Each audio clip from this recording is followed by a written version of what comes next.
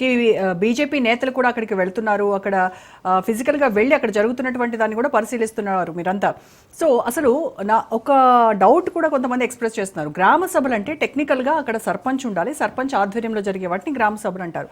అంటే electoral body ఉండాలి అక్కడ, కానీ వాళ్ళు ఎవరూ లేకుండా జరిగేవి అసలు గ్రామ సభలే కావు అనేది కొంతమంది వాదన. సరే, దాన్ని పక్కన పెడితే ప్రభుత్వం నుంచి పథకాలు రావాలి అని అంటే చాటింపు వేసి మరి అందరూ ఇక్కడికి రావాలి, దరఖాస్తు చేసుకోవాలి అని చెప్పేసి అందరినీ పిలుస్తూ ఉన్నారు. వాళ్ళందరూ పనులు మానుకొని ఎక్కడికి వెళ్లకుండా వాళ్ళకి ఏదో ఈ హామీలు మేము దరఖాస్తు చేసుకుంటే మాకు వస్తాయనేటువంటి ఒక ఆశతో వాళ్ళందరూ వెళ్తున్నారు. కానీ అక్కడ ఆల్రెడీ మరి లిస్టు చదివేస్తున్నారు, ఆ లిస్టులో వాళ్ళ పేర్లు లేకపోవడము, ఇదంతా ఒక కన్ఫ్యూజన్. అంటే ఎక్కడో సమన్వయ లోపం ఏమన్నా ఉందా అది ఇక్కడ? వాస్తవంగా కిషోర్ గారు, శ్రీనివాస్ గారు, మీకు కాదు, కిషోర్ గారు ఓకే ఓకే ఓకే మ్యూట్లో ఉన్నారు. కిషోర్ గారు,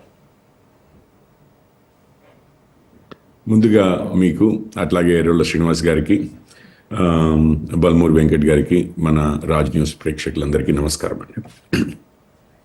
ఇప్పుడే శ్రీనివాస్ గారు చెప్పారు ఇక, అంటే గ్రౌండ్ పరిస్థితి ఏంటి, వీరిచ్చిన 6 గ్యారెంటీలే కానివ్వండి, అందులో ఉన్న 13 హామీలే కానివ్వండి, అవి కాకుండా డిక్లరేషన్లే కానివ్వండి, మేనిఫెస్టోలో ఉన్నవే కానివ్వండి, కొన్ని 400కు పైచిలకు హామీలు అయితే కాంగ్రెస్ వారు ఎన్నికల ముందు ప్రజలకు ఇచ్చి, ప్రజలు సరే ఇవన్నీ చేస్తామంటే మేము కూడా తప్పనిసరిగా మీకే ఓటేస్తామని చెప్పి వారు ఓటేసి అధికారంలోకి వచ్చారు. ఇప్పటికీ సంవత్సరం దాటిపోయింది. డిసెంబర్ 7 అనుకుంటాను, ఇప్పుడు ఆల్మోస్ట్ ఇక జనవరి సగం అయిపోయింది. 13 నెలలు 13.5 నెలలు అయిపోయింది. సో ఈ 13 నెలల్లో ఇంతకీ 2 నెలల్లో ఇచ్చిన 6 హామీలు ఇంప్లిమెంట్ చేస్తామని చెప్పిన రేవంత్ రెడ్డి గారు ఇప్పుడు 13 నెలల్లో ఇంకా అప్లికేషన్లు తీసుకునే స్టేజ్లో ఉన్నారు. అప్లికేషన్లు అంటే ఒకసారి తీసుకుంటే, ఇంతకుముందు శ్రీనివాస్ గారు కూడా అన్నారు, సరే అప్లికేషన్లు అనేది ఇప్పుడు 3వసారి 4వసారి 5వసారి తీసుకుంటున్నారన్న. ఇప్పుడు 5 సార్లు అప్లికేషన్లు తీసుకోవడం అంటే ఇది ఎట్లా ఉందంటే, ఇవ్వలేక వచ్చిన అప్లికేషన్స్కి మనం ఏమి ఇవ్వలేనప్పుడు ఏం చేస్తాము, మళ్ళీ అదే తంతు చేస్తున్నట్టుగా కనిపిస్తుంది. ఇది సమయం తత్సారం చేస్తూ కాస్త పబ్బం గడుపుకోవడం అవుతోంది. కానీ ఏదో ఆశ పెట్టి జనాలకి ఇగో అప్లికేషన్లు తీసుకుంటున్నారు, 4 రోజులు అయితే వస్తాయి, ఇప్పటి వరకు మీరు ఏమన్నా గొడవ చేస్తే మళ్ళీ అందులో నుంచి మన అప్లికేషన్ తీసి పక్కకు పెడితే మనకు రాదేమో, రావాల్సింది ఏదైతే ఉందో ప్రభుత్వం దగ్గర నుంచి అది మనకు రాదేమో అన్న భయంతో వాళ్ళు కామ్గా ఉంటారు, మనము నడిపిస్తూ ఉంటాం ప్రభుత్వం అన్న టైప్లో. ఇది 5వసారి అని అంటే అదే అనిపిస్తుంది. కాకపోతే నేను ఒక విషయం మాత్రము, గ్రామ సభలు పెట్టి అప్లికేషన్లు తీసుకోవడమైనా ఫైనలైజ్ చేయడమైనా, ఈరోజు వాళ్ళు చెప్తున్నారు మేము గ్రామ సభల్లోనే ఫైనలైజ్ చేస్తాము, ఎవరు నమ్మొద్దు వేరే విషయాలు అని చెప్పి. ఒకవేళ అదే ట్రాన్స్పరెన్సీ పారదర్శకత కంటిన్యూ చేస్తే మాత్రము అది శుభసూచకమే, కాదని అనేది లేదు.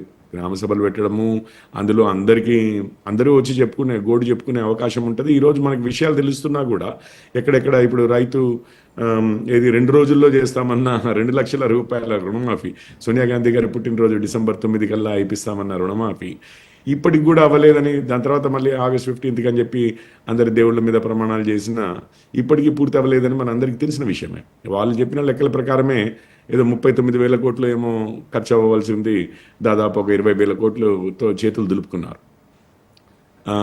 ప్రతి రైతుకు అన్నదాన్ని తెల్ల రేషన్ కార్డు ఉన్న రైతు కుటుంబం అన్నారు.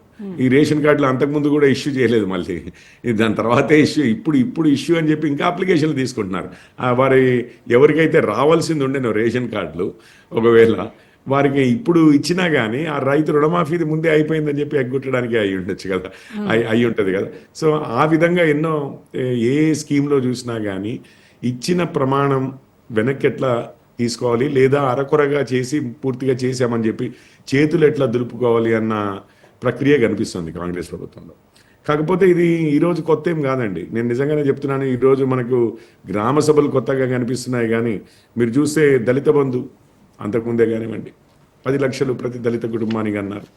అసలు అక్కడ ఈవెన్ కేసీఆర్ గారు ఈరోజు మంత్రులు ఎట్లాగైతే రాలేకపోతున్నారో, కేసీఆర్ గారు కూడా వచ్చి ప్రజల్లో ఎప్పుడు కలిసింది ఏమీ లేదు. కాకపోతే ఎన్నికలు అయిపోయాయి, ఓడగొట్టారు ప్రజలు కూడా, కేసీఆర్ గారిని ఓడగొట్టారు. వారు చేసిన అప్పుల దీని గురించి వీరు ఇప్పుడు మాట్లాడుతున్నారు, అంతకుముందు మాట్లాడాం.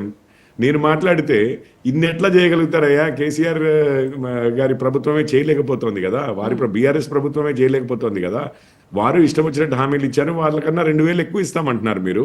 మరి పూర్తిగా ఆర్థిక విధ్వంసం జరిగింది మన రాష్ట్రంలో, ఖజానా ఖాళీ అయిపోయింది, సిఏజీ రిపోర్ట్స్ చెప్తున్నాయి.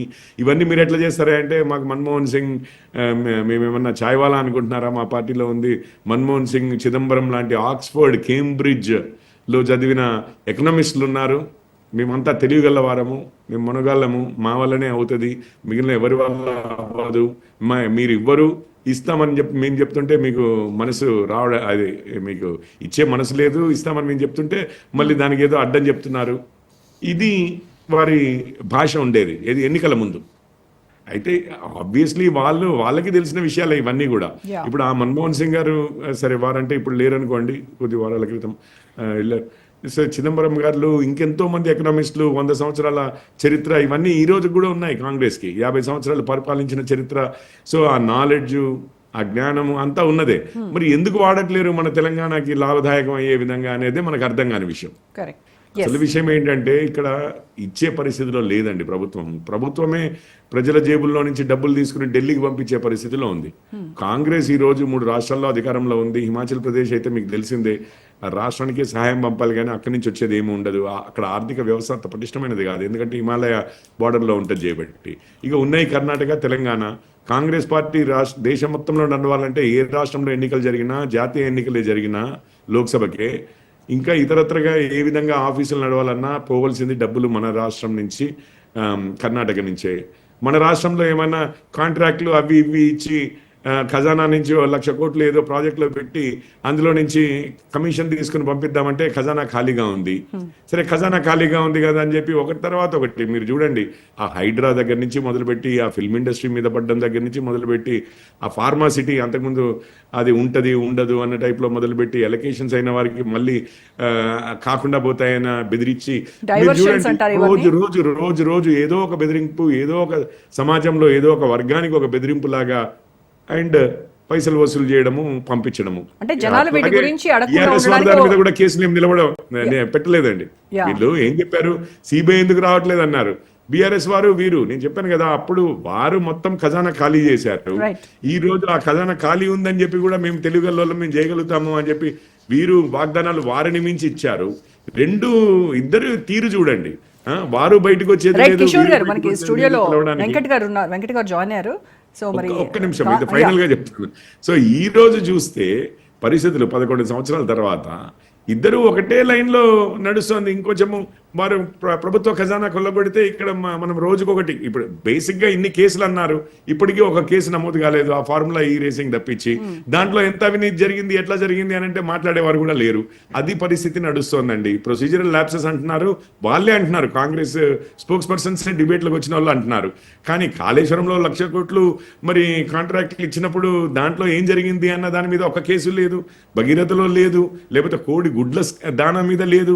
రేవంత్ రెడ్డి గారే మాట్లాడారు, కోళ్ల దానా మీద లేదు, కోడి గుడ్ల మీద స్కామ్ మీద లేదు, గొర్రెల పంపకం మీద లేదు.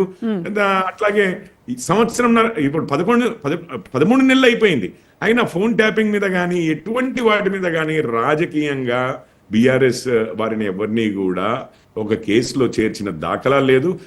మేమనడం అయితే ఈ అన్ని సెటిల్మెంట్ నడుస్తున్నాయి, వారిద్దరూ కలిసే చేస్తున్నారు అని చెప్పి అయితే అంటున్నాం. ఒకరు ప్రభుత్వ ఖజానా ఒక నిమిషం అండి, నేను మాట్లాడినాక వెంకట్ గారికి